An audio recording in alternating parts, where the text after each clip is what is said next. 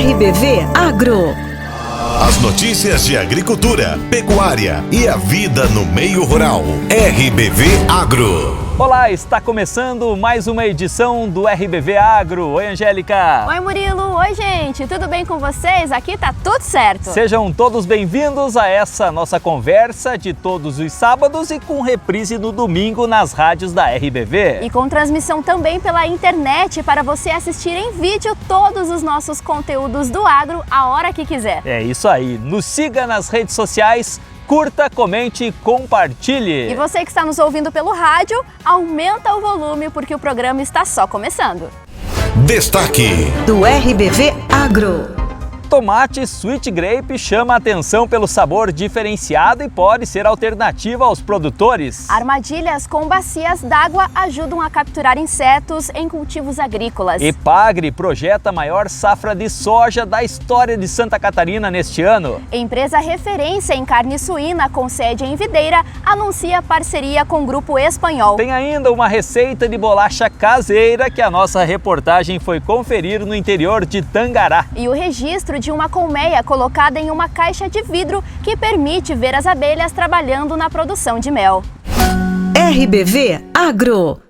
A Master Industrial, com sede em Videira, iniciou no mês de março a parceria com a empresa Val Companies Group, um dos principais líderes agroalimentares da Europa. A parceria é parte de uma estratégia que prevê a aceleração do crescimento da empresa e maior atuação no mercado internacional. O diretor de operações da Master, Manolo Facin, revela que o próximo passo da empresa, que está há quase 30 anos no mercado, é dobrar novamente o tamanho até 2030, através de uma atuação mais pujante do segmento da industrialização, tornando-se referência no Brasil e ainda mais relevante no mercado externo. De acordo com Manolo, para alcançar esse objetivo de crescimento rápido, se faz necessário novas parcerias. Desde o início, a Master é especialista na produção de suínos, mas ainda é jovem no segmento da industrialização, somando pouco mais de 10 anos. Já a Val tem como um de seus pontos a experiência e expertise na área industrial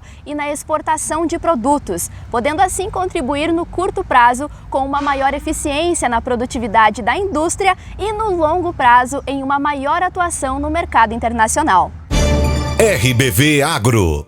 O cultivo de tomate é uma atividade econômica significativa em municípios da região, como Caçador, Calmon, Lebon Regis e outros. Nós estamos falando do tomate salada, que é produzido em grande quantidade e levado para todo o Brasil.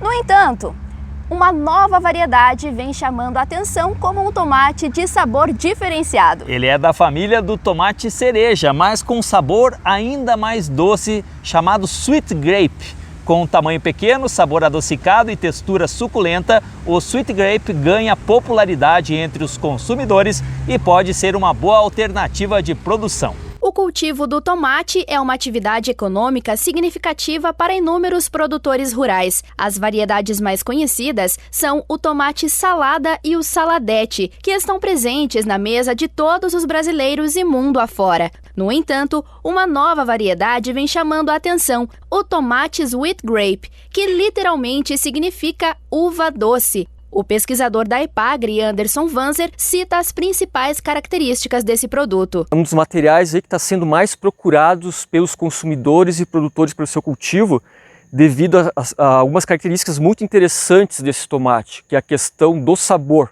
Enquanto que o tomate tradicional, cultivado pelos produtores a campo, são materiais assim, que resistem bastante, porém eles têm pouco sabor. Já o tomatinho grape é um tomate extremamente doce e que pode ser utilizado inclusive aí para o consumo in natura, como se fosse uma fruta semelhante ao morango, por exemplo, né?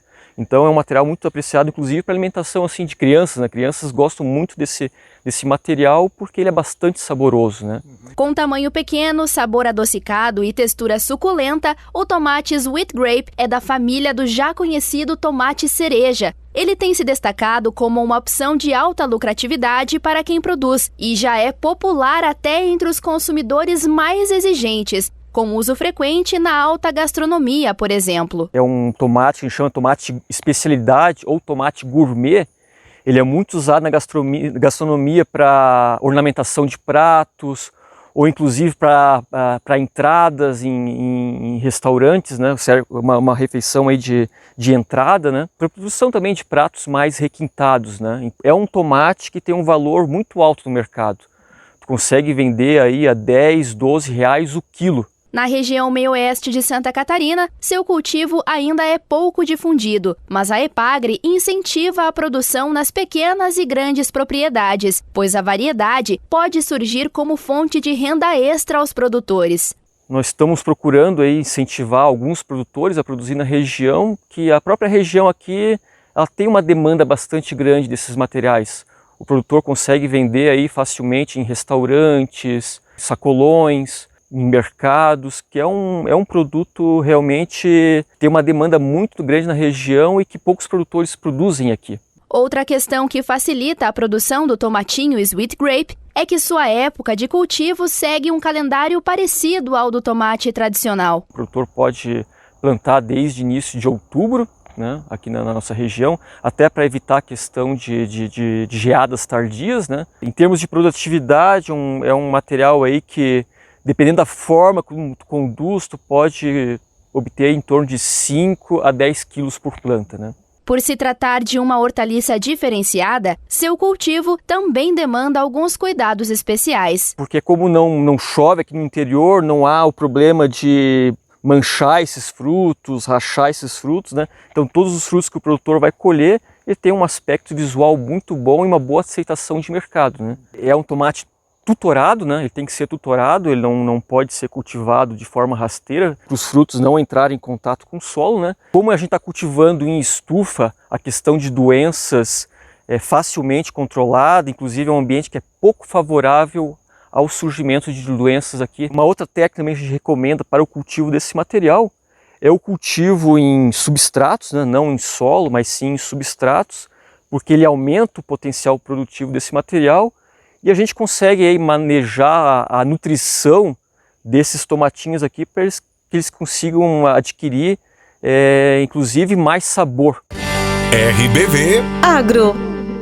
Uma técnica de baixo custo e que tem se mostrado eficiente para combater insetos em cultivos agrícolas. São as armadilhas artesanais que atraem as pragas pela cor. Nós fomos conferir na Estação Experimental de Caçador um estudo que utiliza bacias de diferentes cores com o objetivo de apontar a tonalidade mais eficaz na captura dos insetos. O uso de armadilhas para captura de insetos é uma técnica bastante utilizada em cultivos agrícolas. É o método mais prático e barato para monitorar pragas que atacam determinadas culturas, gerando uma menor aplicação de inseticidas. A pesquisadora da Epagre, Janaína Pereira dos Santos, explica que um grupo importante de insetos praga são atraídos pela cor, e é esse o princípio das armadilhas, que podem ser de dois tipos. Então nós podemos estar utilizando armadilhas adesivas, onde o inseto ele é atraído pela cor e devido à substância adesiva impregnada nesse artefato, os insetos ficam grudados ali. Ou também podemos estar utilizando as armadilhas do tipo bacia d'água, também chamadas de armadilhas Moerick, onde os insetos são atraídos pela cor e eles vão cair no interior dessa armadilha que tem água e detergente. O detergente ele é utilizado misturado à água, apenas algumas gotas, para quebrar a tensão superficial da água, evitando com que os insetos saiam dessas armadilhas. Janaína explica quais as cores que atraem mais os insetos, segundo os estudos realizados ao longo dos anos. Uma delas é o amarelo, onde as principais pragas são atraídas por essa cor. Mas também há outras cores que podem ser utilizadas, como é o caso do azul. O azul ele pode também estar atraindo trips, moscas dos estábulos e alguns outros dípteros, que são pragas de vários cultivos. Na Estação Experimental de Caçador, Janaína tem aplicado a técnica de armadilhas tipo bacia d'água nos canteiros de morango. O experimento está na segunda fase, com o objetivo de identificar até mesmo a tonalidade da cor mais eficiente para atrair os insetos. Nós verificamos que o azul é uma cor mais atrativa aos trips, que é uma praga muito importante na cultura do morangueiro. Entretanto, quando eu for indicar para os produtores comprar essas bacias e transformar elas em armadilhas, ele vai se deparar no mercado com várias tonalidades de coloração azul. Só que dentro dessas tonalidades de azul também há uma diferença de captura. Então é essa nossa segunda fase, nossa segunda etapa do estudo, verificar qual tonalidade de azul é mais atrativa aos trips. É o azul claro, o azul médio ou o azul mais escuro? No caso das plantações de morango, as armadilhas podem ser instaladas rente ao chão quando o cultivo é no solo ou em suportes quando o cultivo é suspenso. Ainda de acordo com a pesquisadora, a técnica tem se mostrado eficaz para os produtores. Essas armadilhas elas servem tanto para o monitoramento da praga, ou seja, para o produtor verificar quando a praga já está na sua área, né, para ele agir com outras técnicas de controle, ou também pode ser utilizada para o controle da praga mesmo, porque se ele colocar uma maior quantidade de armadilhas na área, ele pode estar fazendo uma captura massiva, né, ou captura massal desses insetos e vai estar também fazendo o controle dessa praga na área, e com isso ele poderá diminuir bastante o número de aplicações de inseticidas para controlar a praga, e também vai estar diminuindo os seus custos para o controle desses insetos. As armadilhas do tipo bacia d'água custam em média R$ 20 a unidade e devem ser substituídas por novas quando ocorrer o desbotamento da cor, o que pode levar até 12 meses. Também podem ser improvisados recipientes do dia a dia, como litros de amaciante de roupa azul. Desta forma, a armadilha torna-se uma opção de baixo custo aos produtores, especialmente em pequenas áreas e em cultivos orgânicos. Epagri projeta a maior safra de soja da história de Santa Catarina nesse ano. A estimativa aponta para 2,7 milhões de toneladas, 35% acima da quantidade colhida na safra anterior, que foi de impacto de estiagem. Cadu Reis. Santa Catarina pode colher em 2023 a maior safra de soja da sua história. Conforme projeção da Epagri, empresa de pesquisa agropecuária e extensão rural do estado, a estimativa de produção neste verão está em cerca de 2.700.000 toneladas. A quantidade representa um aumento de 35% em relação à última safra de verão, que foi impactada por estiagens e totalizou pouco mais de 2 milhões de toneladas. O analista do Centro de Socioeconomia e Planejamento Agrícola da Epagri, engenheiro agrônomo Dr. Haroldo Tavares Elias, explica os fatores que levam a esta projeção positiva. A cultura da soja vem aumentando, sistematicamente a área de cultivo. E esse ano, diferente dos últimos 2 anos, as condições climáticas, janeiro e fevereiro, com chuvas mais regulares, então está apontando aí para boas produtividades, com bons rendimentos, vários agricultores colhendo acima de 90 sacas por hectare, que é uma produtividade recorde, e que nos sustenta a informação de que teremos uma produção aí 2,75 milhões de toneladas. Se considerarmos na segunda safra, nós teremos uma produção aí próxima de 3 milhões de toneladas, um volume recorde aí, considerando toda a série histórica que a Epagri-Cepa acompanha. Cerca de 80% das lavouras catarinenses de soja estão em fase de maturação, enquanto as restantes iniciaram a colheita. Dr. Haroldo Tavares Elias analisa esta fase final da safra de verão. A reta final agora, diferente dos outros meses, nós temos até um excesso de chuva em março, tivemos, que atrasou um pouco a colheita em algumas regiões. E a safra está um pouco atrasada em função do frio prolongado até novembro, Mas mesmo assim a safra está sendo muito boa. Agora com as chuvas, diminuindo as chuvas no final de março, a colheita segue com um ritmo maior. Então acreditamos até dia 15, dia 20 de abril, já grande parte da área estimada já foi colhido e que esperamos aí um equilíbrio no clima, e a colheita segue normalmente, apontando para essa e confirmar, essa boa produção que teremos de soja. De acordo com a Epagri, Santa Catarina possui 730 mil hectares de terra dedicados ao plantio de soja nesta safra de verão e tem uma produtividade esperada de 3.750 toneladas do grão por hectare. De Florianópolis, da Rede de Notícias Acaerte, Cadu Reis. RBV Agro. A Assembleia Legislativa vai dar início a audiências públicas que vão discutir a necessidade de expansão da rede trifásica no meio rural. Os encontros vão acontecer em municípios das regiões Oeste e Meio-Oeste. Para o deputado estadual Mauro de Nadal, que é o presidente da LESC, esse é um tema de extrema relevância, visto que a falta de energia de qualidade dificulta a atividade rural e impede a expansão de muitas atividades. Quero cumprimentar primeiramente todas as pessoas que estão nos ouvindo nesse momento, falar da alegria de estar ocupando esse espaço importante da emissora para conversar com todo o nosso povo do Oeste, principalmente do estado de Santa Catarina. Esse tema que nós estamos debatendo agora e que requeremos a realização de 4 audiências públicas, principalmente no Oeste do estado catarinense, é um tema de muita relevância e é uma pauta que está sendo trazida por todos os deputados que compõem a bancada do Oeste.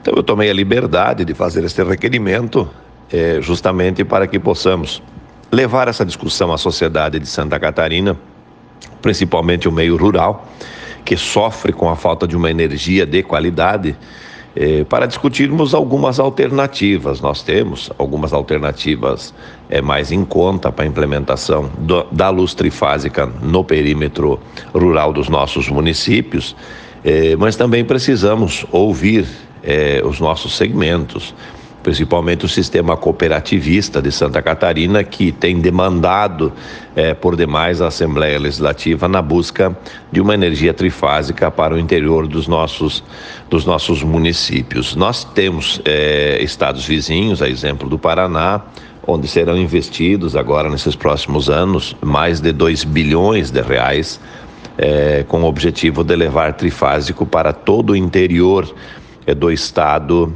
do Paraná. Aqui em Santa Catarina, as políticas que nós temos até então, elas são políticas de menor impacto financeiro. Nós não temos um projeto que seja um projeto que possa resolver definitivamente o problema da falta de energia trifásica no interior.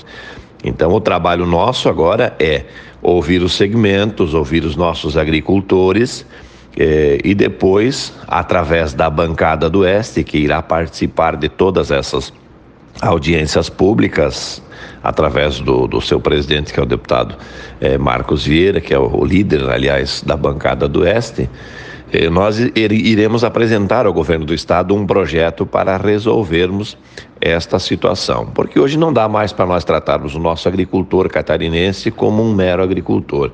Ele já se apresenta como um empresário rural.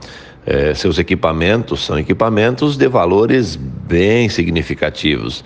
E no momento da execução deste equipamento, da entrada em execução do equipamento, nós não temos energia para que esse equipamento possa executar a tarefa finalística a qual o equipamento se propõe e alcançar o objetivo que o agricultor deseja.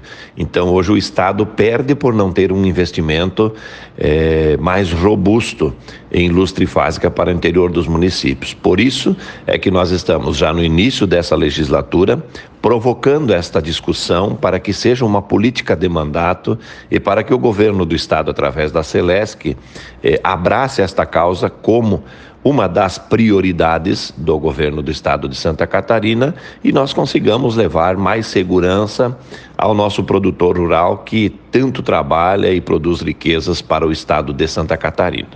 Os encontros ocorrerão entre abril e maio nos municípios de São Miguel do Oeste, Xaxim, Joaçaba e Curitibanos. Nosso próximo destaque: Santa Catarina registra alta de 27,8% no faturamento com exportações de carne de frango, Angélica. O secretário de Estado da Agricultura, Valdir Colato, destaca os números em faturamento por ano. O agronegócio segue como carro-chefe das exportações catarinenses. Em 2022, o setor produtivo obteve um faturamento de 7 bilhões e 500 milhões de reais, o que representa 64,4% do valor total exportado pelo estado. Os produtos de origem animal são os grandes destaques, seguidos pelos produtos florestais. Para o governador Jorginho Melo, o setor agropecuário de Santa Catarina é eficiente, competitivo e sustentável e o governo vai continuar investindo cada vez mais no campo e nas pessoas que fazem dele destaque nacional. O secretário da Agricultura, Valdir Colato, ressalta que o agro é o motor da economia do estado. Isso são números que fazem com que todos nós catarinenses nos orgulhamos. Então, Santa Catarina realmente é um estado de excelência, produz alimentos de qualidade e por isso o mundo inteiro vem buscar os produtos de Santa Catarina. Nós vamos continuar assim, cada vez mais melhorando a qualidade, melhorando aquela condição que o consumidor quer para que chegue nas mesas dos países lá fora e também do nosso consumidor catarinense. Para isso, nós precisamos louvar o trabalho magnífico dos nossos agricultores que continuam produzindo para que a comida chegue na mesa todos os dias. Ao todo, o agronegócio catarinense embarcou 6,5 milhões de toneladas de produtos, principalmente carne de frango, carne suína, madeiras, obras de madeira e complexo de soja. As receitas geradas tiveram uma alta de 8,5% em relação ao ano anterior. De Florianópolis, Kênia Casagrande. Da proteína animal para uma hortaliça com produção expressiva em Santa Catarina, mas com um impasse gigante em relação ao preço. O alho, que superou 16 mil toneladas aqui no estado, segue com o valor baixo pago ao produtor. A Argentina estava colocando alho no mercado brasileiro de forma irregular e produtores brasileiros ameaçaram com protestos nas fronteiras do país vizinho. O alho ensacado argentino entra no mercado e compromete a produção nacional porque entra livre de impostos e mais barato que o produto brasileiro por fazer parte do Mercosul. Mas esta não é a única preocupação. O fato de o alho vir ensacado pode trazer pragas e comprometer a produção nacional. O deputado catarinense Rafael Pezente, do MDB, esteve no Ministério da Agricultura para pedir a intervenção do ministro Carlos Fávaro no sentido de intensificar a fiscalização nas fronteiras.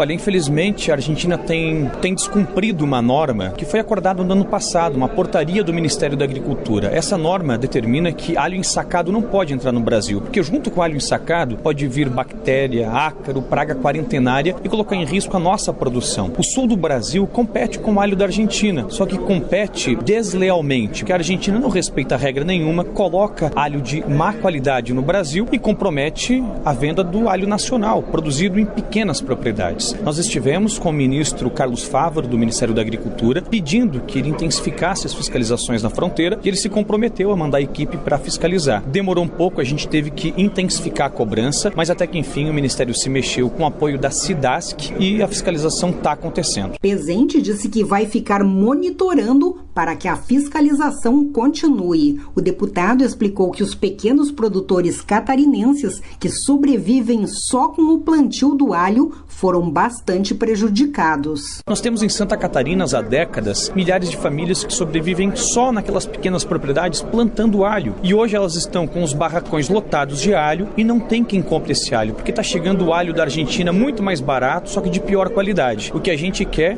é que a Argentina cumpra a legislação e que pare de entrar alho ensacado, que entre alho em caixa, cumprindo a portaria do Ministério da Agricultura. Segundo Pezente, os fiscais do Ministério da Agricultura estão visitando galpões nos municípios gaúchos de São Borja e Porto Xavier e Dionísio Cerqueira, em Santa Catarina, considerados as principais portas das importações do alho ensacado argentino. De Brasília, da Rede de Notícias Acaerte, repórter Rita Sardi. Na festa dos 89 anos do município de Caçador, realizada no último final de semana no Parque Central da cidade, uma cena chamou a atenção: uma caixa de vidro com uma colmeia dentro. A iniciativa foi na tenda que reuniu entidades ligadas ao agro e o meio ambiente. Na caixa, as pessoas puderam observar como é o trabalho das abelhas na produção do mel. A reportagem é de Jussiele Baldissarelli.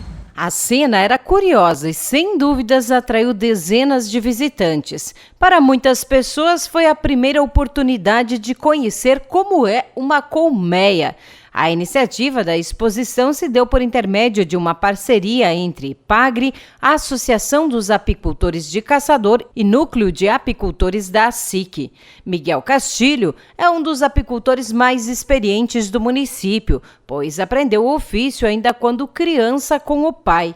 Ele explica qual foi a ideia da exposição do favo à mostra. Aqui dentro nós temos operárias. A rainha não está aqui porque ela ficou lá dentro da colmeia para não causar o estresse lá das outras que ficaram em casa. Então aqui só veio as operárias, né? Então é um favo que tem, além das operárias, o favo contendo os alvéolos com a postura, né, das abelhas. Por quê? Porque essas abelhas operárias, elas vivem em torno de 80 a 100 dias e por isso tem que ter a renovação, né? Por isso que se uma abelha tiver uma rainha forte, a colmeia também é forte, né? O mel é fabricado na sobrecaixa que fica em cima dessa. E isso aqui depois vai ser levado de volta lá para casa delas? Exatamente, na mesma colmeia que foi retirado e de preferência colocado na mesma posição que estava, para não alterar o trânsito delas dentro da colmeia. Os visitantes, além de conhecerem de perto o ninho das abelhas, puderam ainda entender a diferença entre as operárias e a rainha e conhecer os produtos que vão além do mel. Essa que tem o abdômen maior é a rainha, o abdômen maior é a rainha, que tem o menor são as operárias. Aqui a cera bruta, que é derretido o favo, faz esse queijo aqui no caso. Depois esse produto aqui é derretido e é confeccionado a cera alveolada ou cera lisa, para ser colocado dentro da caixa, da sobrecaixa, onde vai ser produzido o mel. Quer ver, né? Temos aqui então, esse é um favo de mel, né? O lado mais escuro, esse ano produziu um pouco menos, mas é uma boa qualidade. Essa aqui é a cera, é o própolis. Como é que faz o própolis? O própolis é essa entrada aqui que é colocada, no caso, na caixa ninho, e ela vai fechar isso daqui, deixando a abertura necessária para ela. Depois isso aqui é colhido. Se faz então a própolis bruta. Aqui já nós temos a própolis já manipulada, álcool, água na medida correta, né? Farmácias que fazem isso. E aqui já é uma medicação, né? Inflamatório, antibiótico e tal, né? E para fechar o RBV Agro, uma receita de bolacha caseira que ultrapassa gerações. O Yuri Pascoal foi até a linha Leãozinho, interior de Tangará, e nos conta essa história. A história da bolacha caseira é curiosa. Afinal, quem não gosta de bolacha? São tantas as receitas: bolacha de polvilho, de maisena, pavê de bolacha, torta de bolacha, até bolacha da sorte. São tantas delícias que não dá nem para imaginar sem ter vontade de provar. E quem não gosta de uma deliciosa bolacha caseira? Eu particularmente... Opa! Bom dia, Yuri, tudo bem? Opa, tudo bem? Para trabalhar aqui, ou para experimentar uma bolacha, tem que ter uma touquinha ou a bueninha. Bom, agora eu estou de acordo. O italiano veio para comer uma bolachita? É isso então, mesmo. Tá bom. E uma história que passa de geração para geração. As deliciosas bolachas caseiras, aquela que você, como é que fala, que pote no café com leite? As melhores. E hoje a gente vai contar essa história aqui na comunidade de Linha Leãozinho. Uma história que passa de mãe para filha. E a gente acompanha a receita inteira dessa belíssima bolacha caseira. Albina, e eu aprendi com a minha mãe. No tempo que a gente se criou, era feito muita bolacha. É muito bom. Eu desde criança a mãe fazia, no tempo que a gente não tinha fogão a gás, forno elétrico, essas coisas a gente fazia no fogão a lenha, a mãe fazia para vender bolacha. E a gente aprendeu e é uma sensação muito boa de a gente levar para frente. Quero que minha filha, que eu tenho só uma, e meus netos aprendam e continuem. Vamos começar aqui então. Então nós vamos fazer uma bolacha de manteiga, nós vamos começar, vou passar a receita inteira, mas eu vou fazer um pouco menos para fazer mais rápido. Mas é 12 ovos. 12 ovitos. 1 quilo de açúcar. 1 quilo de açúcar.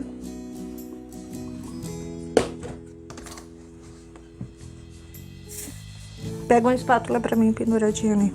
Manteiguita. 1 quilo de manteiga. Derretida. Derretida. E um fouet embaixo ali na gaveta.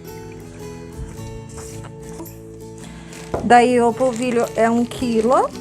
Polvilho azedo ou polvilho doce? Polvilho doce. Aqui já tá pesado, eu nem vou pesar.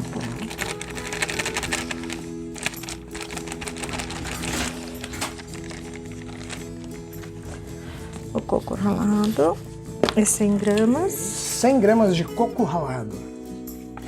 Essa receita é uma receita que você também aprendeu com a sua mãe? A mãe ou fazia. Você reformulou? Eu dei uma reformulada assim com coco, que na época a gente não tinha, né? Coco, essas coisas, mas eu levo sempre a receita que a mãe me ensinou. Então, meia xícara de leite.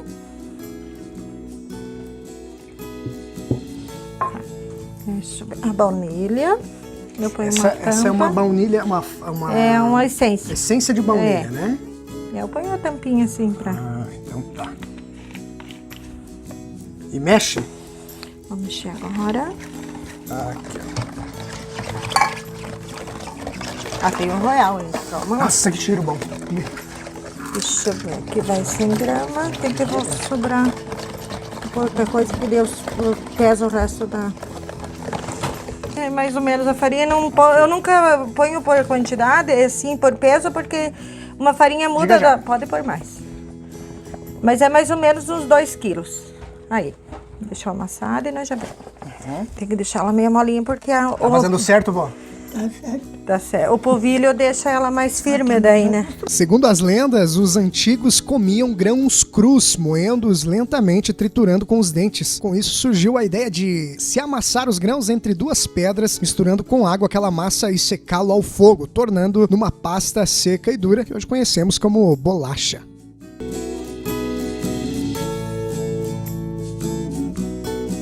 Ela vai pro forno, uns 10 minutos no forno pré-aquecido eu ponho a 200 graus. Agora elas já estão assadas, após 10 minutinhos.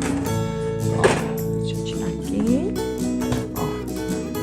Pronta para comer. E é claro que nós, da equipe de reportagens da Rádio Tangará, não poderíamos deixar de experimentar com um delicioso café que a família Barroso preparou para nós.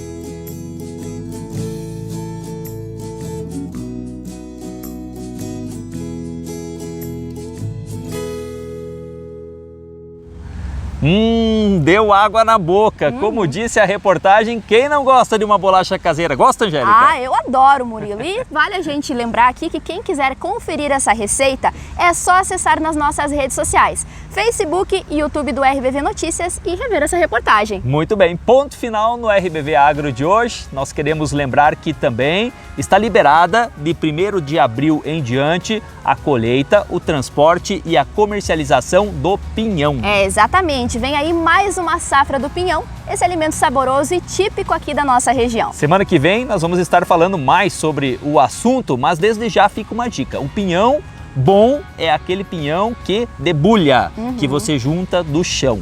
Tirar a pinha é perigoso e pinhão verde dizem por aí que dá dor de barriga. Isso daí é a verdade, hein? Um abraço aí para todo o pessoal que está acompanhando. O RBV Agro fica por aqui. Um bom final de semana a todos. Tchau, gente. Até a próxima. Tchau, tchau. RBV Agro.